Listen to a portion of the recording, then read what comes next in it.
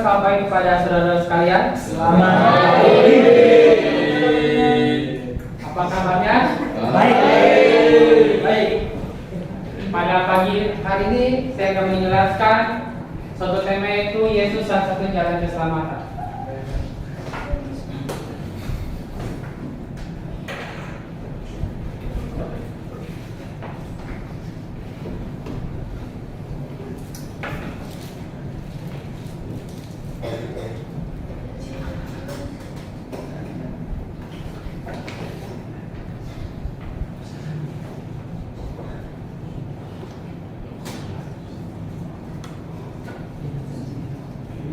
Yesus satu-satu jalan keselamatan.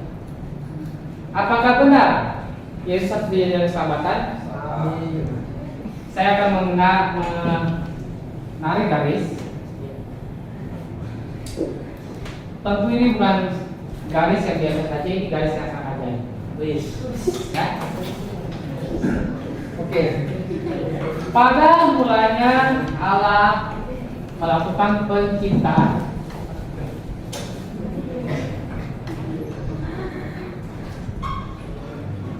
Tuhan menciptakan alam semesta di Kejadian pasal 1 ayat 1.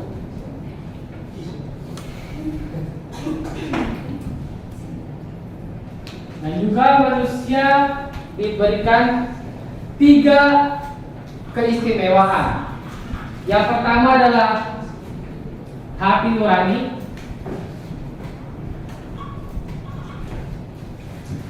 Yang kedua akal budi.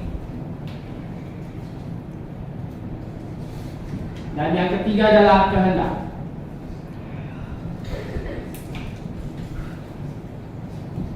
Tuhan menciptakan manusia yang berpasangan, yaitu Adam dan Hawa.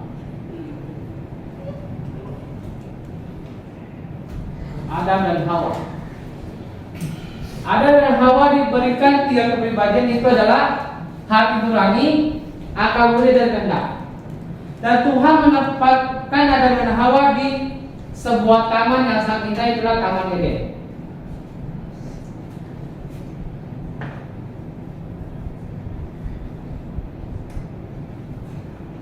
Di sebuah taman yang sangat indah adalah Taman Eden.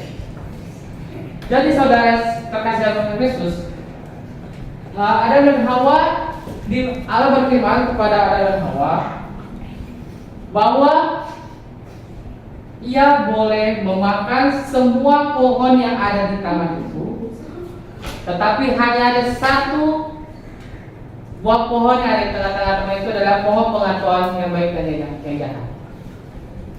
Bedanya. Jadi karena Adam dan Hawa dikasih kehendak bebas oleh Tuhan, jadi Adam dan Hawa boleh memilih, dia mengikuti yang Tuhan perintahkan atau yang bukan Tuhan perintahkan.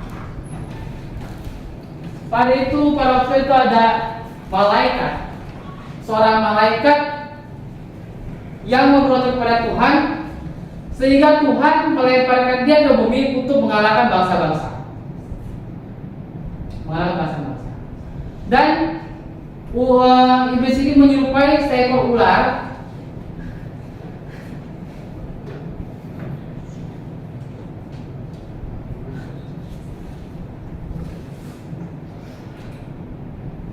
Seekor ular untuk menggoda Adam dan Hawa untuk memakan buah ini. Tetapi Adam berkata dan Hawa, Tuhan berfirman kepada mereka tidak boleh memakan buah yang ada di tengah taman ini. Ini orang akan mati.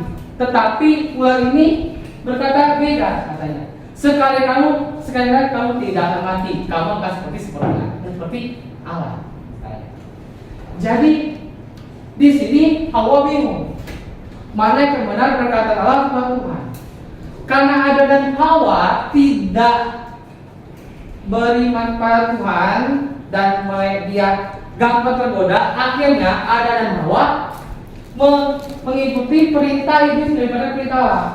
makanya dia jatuh ke dalam dosa, kejatuhan.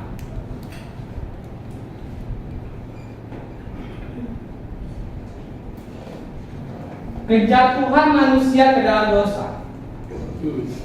Kenapa Adam dan Hawa bisa jatuh ke dalam dosa? Karena Adam dan Hawa tidak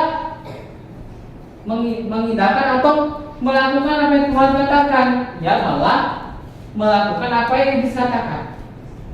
Tentu saja orang jatuh ke dalam dosa tidak akan bisa masuk dalam kerajaan surga.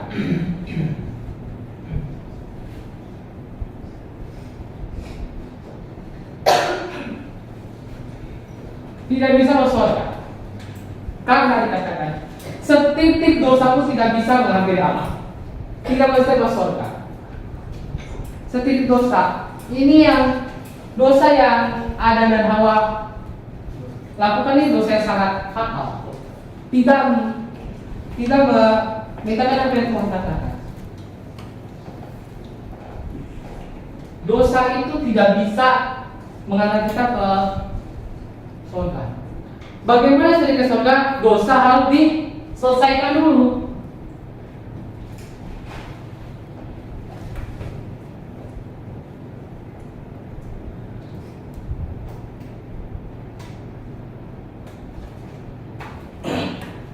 Dosa harus diselesaikan. Dengan cara apa diselesaikan? Apakah dengan amal? Dengan ibadah? Apa dengan usaha? Di dalam Efesus pasal 2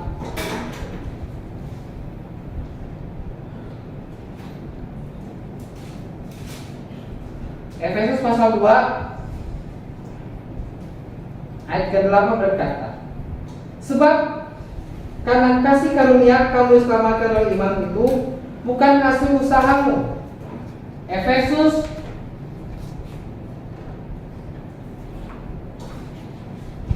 pasal 2 ayat ke-8, kita diselamatkan oleh iman. Jadi tiga ini adalah salah. Kita tidak bisa diselamatkan oleh amal, ibadah, usaha. Ini adalah pengajaran yang lain, bukan pengajaran Tuhan. Jadi yang kita turuti yang mana, sahabat? Yang menurut Alkitab.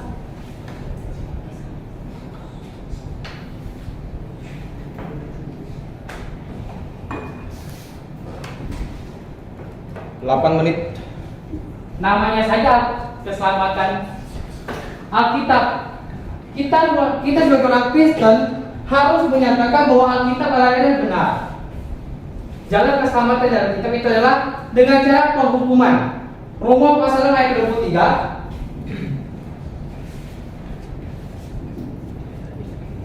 Bab dosa, cukup dosa ialah ya, motif itu adalah hukuman. Jadi pada zaman Tuhan akan janji, akan kirim 8 menit. juru selamat, akan kirim juru selamat. Orang PL melakukan yang namanya ibadah simbolik dengan cara membuat mezbah dari batu untuk menyembelih domba.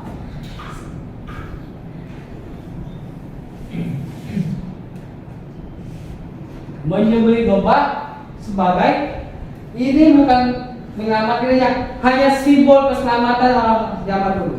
Hanya simbolnya saja, bukan domba yang menyelamatkan. Ini hanya simbol bahwa orang PL diselamatkan karena mereka menyembelih domba sebagai tanda percaya bahwa Tuhan yang akan datang untuk menggantikan. Dan pada waktu itu manusia di zaman Abraham, di zaman Nuh semakin jahat. Mereka melupakan Allah, Dan zaman Nuh berada di zaman Nimrod. Di zaman Nimrod mereka sangat lebih jahat. Mereka membuat menara setinggi untuk sampai kepada Allah. Itu salah. Kalau kita mau sampai kepada Allah, kita harus zaman dulu kalau mau sampai kepada Allah harus janji Tuhan Yesus yang akan datang. Tapi mereka malah mau menyampai Allah, mereka membangun menara sampai ke atas, sampai ke surga. Makanya Tuhan hancurkan karena Tuhan tidak suka perbuatan mereka pada waktu itu. Pada zaman itu Tuhan memberi tanggung jawab kepada ayah untuk mengajarkan kepada anak-anaknya, untuk pada keturunannya, untuk melaksanakan keselamatan dengan cara menjauhi domba, bukan cara membuat menara setinggi untuk menyampai ke surga, bukan seperti itu. Jadi pada waktu itu tampillah Yohanes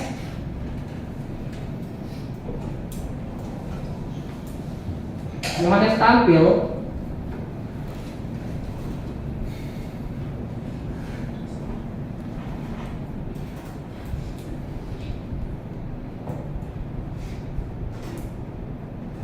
pada zaman Yohanes tampil.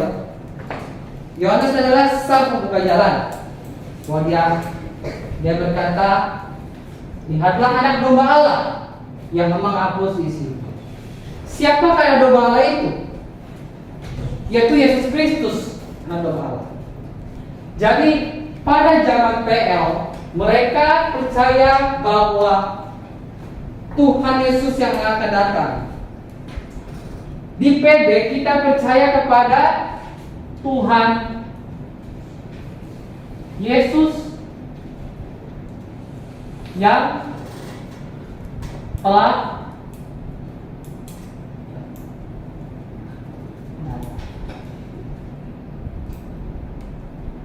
akan dan telah berbeda, tapi sama-sama menunjukkan kepada percaya kepada Yesus Kristus. Zaman PL dan zaman PB cuma berbedanya percaya kepada Tuhan yang akan datang dan yang sudah datang. Zaman PL percaya kepada Tuhan yang akan datang. Ketika pas zaman PB mereka percaya kepada Tuhan Yesus yang telah datang. Semuanya mengarah kepada Tuhan Yesus yang mati di atas kayu salib.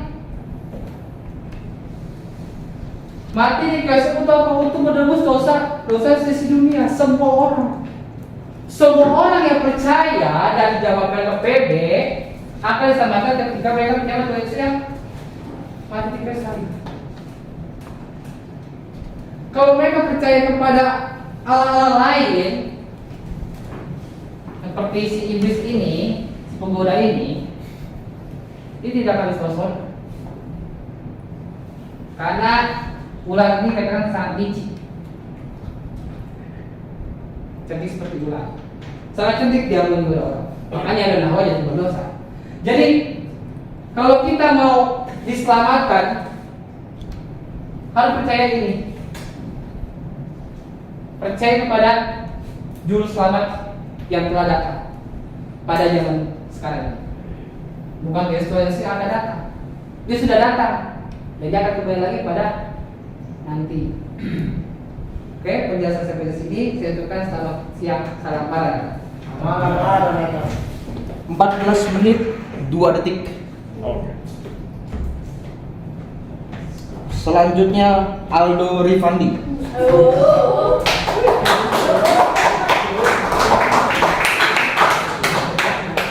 Ini wakil rektor. Tadi rektornya, ini wakil rektor. Ini